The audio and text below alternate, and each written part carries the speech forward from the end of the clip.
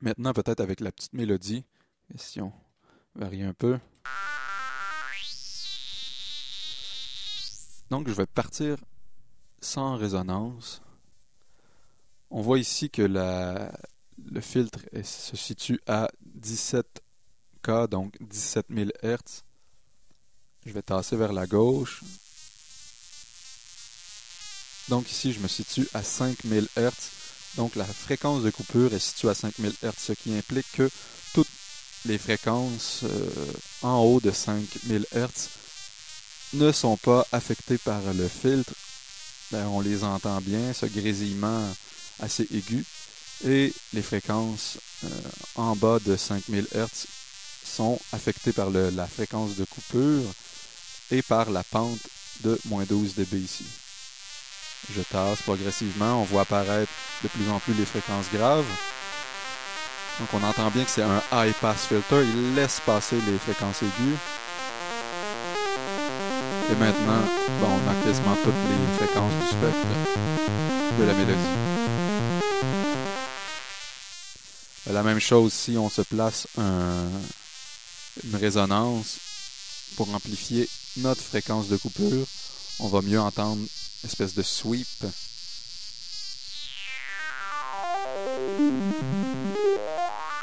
Beaucoup utilisé en musique électronique, notamment en trance. C'est un lieu commun. De même, je peux accentuer la pente de coupure, maintenant à moins 24 dB par octave.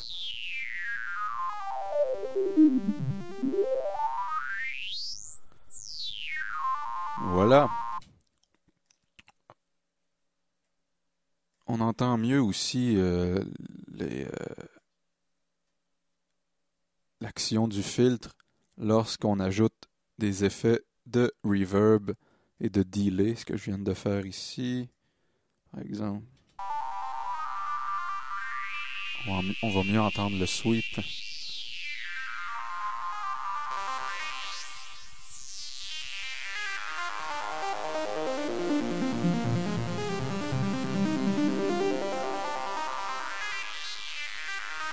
Je vais revenir ici au filtre Low Pass Filter pour vraiment voir la différence. Voilà.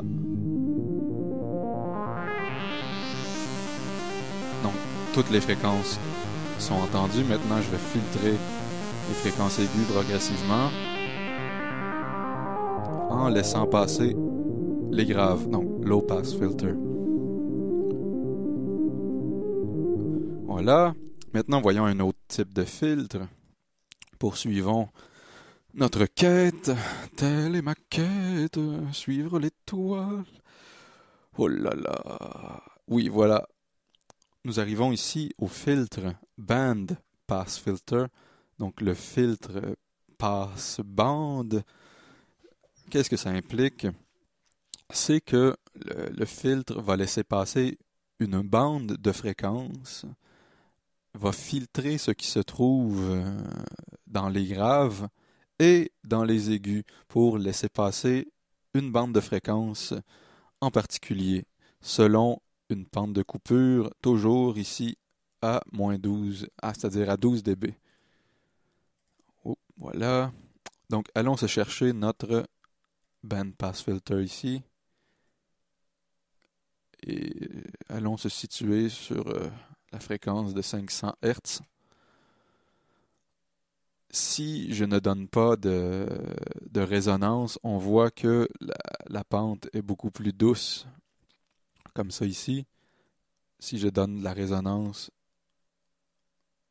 on voit ici une pente un peu plus sévère, étant donné que la fréquence de 500 Hz, elle est considérablement amplifiée par rapport à ce qui se trouve dans le grave ainsi que dans l'aigu.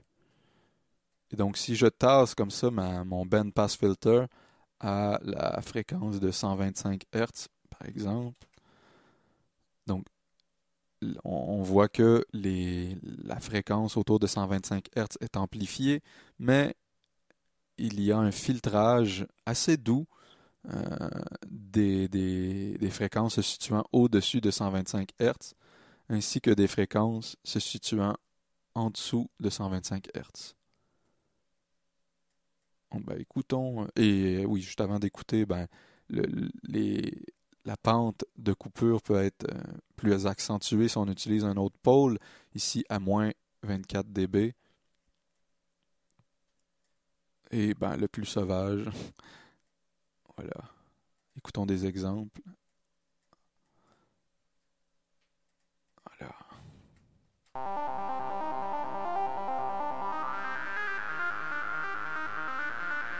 Le bandpass filter peut ressembler un peu au high pass filter dépendamment de la bande de fréquence où on se situe.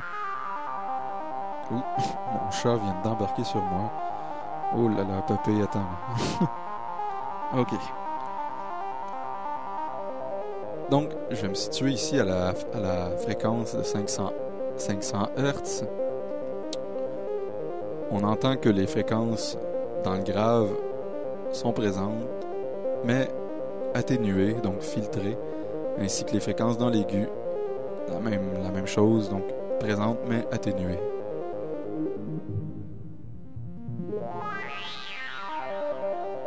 Voilà.